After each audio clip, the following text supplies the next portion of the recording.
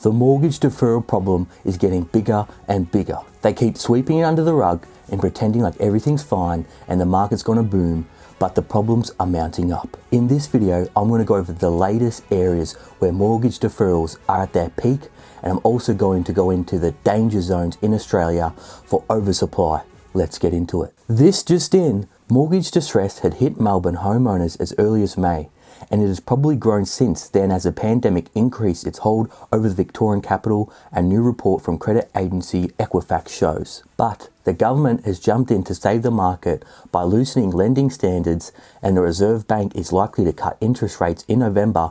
So let's find out who's going to win, the lower interest rates and easy lending, or is the mortgage stress problem going to get too big for the market to avoid? Even as Queensland tourism market bore the early brunt of the closure of state borders, the Sunshine State local government areas accounted for 9 of the top 10 locations nationally by level of deferrals. Northwest Melbourne, Tullamarine, Broadmeadows region joined the list with 10.6% of mortgage accounts deferred. Yo, Melbourne Western suburbs represent. So this has been very interesting because I've been hearing a lot about people from Queensland that the market is booming. I'm sure a lot of people from probably Melbourne or Sydney are maybe downsizing, moving up to Brisbane. I sure wouldn't mind, moving up there for a little bit, but the wife won't let me. And I'm sure, like I said, a lot of people from Melbourne would be interested in moving up there, but they are saying 9 out of the top 10 locations are in Queensland because of the tourism industry that's been so hardly hit. Kevin James, Equifax General Manager, Advisory and Solutions, said the opening of Queensland borders to New South Wales and South Australia was likely to have eased the pressure on homeowners in previously hard-hit areas such as the Whitsundays region. I still got to go there.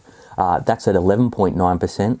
Noosa, 11.3%, Surfers Paradise, 11%, as occupancy rates and incomes recovered. So that's good news for Queensland. I wonder what's going to happen to the Airbnb market in these areas, if they're going to recover or if a lot of them are going to be forced to sell. With Queensland borders beginning to reopen to parts of New South Wales and South Australia this week, we expect to see a bounce back as tourism dollars start to flow back into the region, Mr. James said. So yeah, this is probably going to happen. There's been a lot of people locked up. I'm sure they're going to want to go for a holiday. I can't wait till the lockdown ends here in Melbourne. I'm dying for a holiday. But then again, we're in a session. I may have to save that money because who knows what's going to happen in the future. However, mortgage stress in Melbourne is likely to have increased. In addition to the Tullamarine Broadmeadows regions such as outer suburb Wyndham, Casey South and Whittlesea Willan stood out in May for having higher numbers of mortgage deferrals. So there we go. If you're in one of those areas, there is a high chance that there could be distressed sales coming onto the market next year. You may get some bargains, I don't know, but we have to monitor these areas. It was not just the lower income areas. Melbourne leafy inner eastern Boroondara, which includes the wealthy suburbs of Hawthorn and Kew, featured in the national top 10 list of mortgage deferrals by number. So there we go. Even the rich in Melbourne on the inner east are doing it tough. Or maybe they knew that they could just call up the bank would say yes. With interest rates so low, maybe they had businesses where, for example, if you're only getting charged 2.5% interest, maybe they stop paying the, those mortgages, and there'll be big mortgages in the east, of 2 million plus. And maybe they put that money in their businesses because a lot of people in the east would be small to medium-sized business owners. We know Melbourne's second lockdown will have further exacerbated the difficulties we've seen in our initial analysis on the available May data, Mr. James said. That's right, we haven't seen the worst of it yet because the second lockdown, started in August. So, we're going to have to watch the data because, everything may seem all rosy now because of the huge amount of money the government has thrown at everyone. Everyone's, actually probably done better on average than before.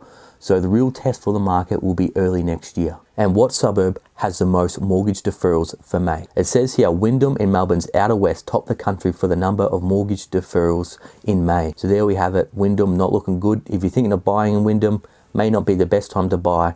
You may be able to get some discounts next year. But what about Perth for all my Western Australian homies? It says here, Perth featured too. The outer northern local government regions of Wanneroo, I think that's how you say it, and Joondalup, I think that's how you say it, and inner northern Stirling were on the list of high mortgage deferrals. Inner city Sydney was also present. So it seems like no matter what state you're in, there are areas, there are danger zones, so you really need to do your research for your suburb. And it just gets more shocking. A separate analysis this month by non-bank lender First Max showed Victorian professionals face more mortgage pressure than other workers. So it's not just the lower income workers, it's also the professionals as well. And the proportion of people such as lawyers and consultants seeking relief on their home loans doubled in August from July levels. Doubled. This should ring alarm bells. We've got, this big war going on between what will prevail. Will low interest rates and easy lending prevail? Or will the mortgage stress, the mortgage deferrals, the forced sales, will that outweigh all those low interest rates? And will the high unemployment outweigh all those low interest rates that normally lift the market? So what cohort was most likely to be affected? It said here, by age, people between 36 and 45 were the cohort more likely to defer mortgages in May, followed by homeowners in the 26 to 35 age group, the Equifax data showed. And this makes a lot of sense because a lot of young homeowners, they won't have as much equity in their properties. Their mortgages will probably be bigger. A lot of boomers, most of them will be paid off. Their mortgages will be lower. So it is the young Australians that are really struggling right now, especially those, first home buyers taking up the 5% first home buyer deposit scheme. I hope we don't see a tsunami of people entering in negative equity. There are more middle-aged people seeking mortgage payment relief than any other group, Mr. James said. This group is likely to have relatively high outstanding mortgage balances and may have been harder hit with the business layoffs or lower income from JobKeeper payments. So this is very interesting, guys. All the issues that started in March haven't been addressed. They've just been covered up with money. I'm not saying this to be a doomsday, but I'm saying there definitely are some high risk in the economy right now. JobKeeper, JobSeeker covered up a lot of problems. That's now being taken away. The mortgage deferrals covered up a lot of problems. They're now being, checking in with customers before anybody could get a mortgage deferral. You just call up your bank, can't pay. They're like, sweet, boom. But now they're going to start checking in with customers and they're going to have to pay unless they're in serious trouble. I'm just putting out a warning, because the government will say to the death that everything's fine, the economy's resilient. That's their nice little, fluffy words they use, or the economy's having a gentle turning point, just a little gentle tickle turning point. I love the words that they come up with to make things sound a lot better than they really are. And the Reserve Bank, he has to spook the market. They can't say anything negative, guys, because this whole economy relies on confidence. As soon as confidence in the economy is lost, it doesn't matter what they throw at the economy, we will have a severe downturn. So I'm just putting out the warning. It's better to be prepared. It's better to be eerie. Don't believe all the property spookers. Don't believe the mainstream media, because they're now starting to pump out articles. I saw articles that they're saying Melbourne's going to go nuts, because now that the open for inspections are eased, they're really putting out FOMO in the market.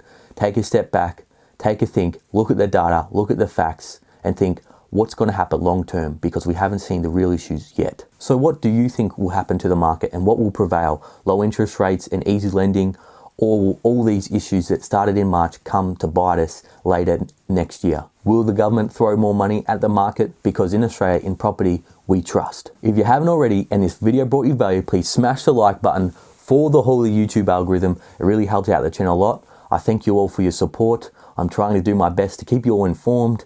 If you haven't already, subscribe for more awesome content. I'll keep you all up to date with the latest data, with the latest information that's going on in the property market, the economy, and investing. And of course, I'll see you in the next video.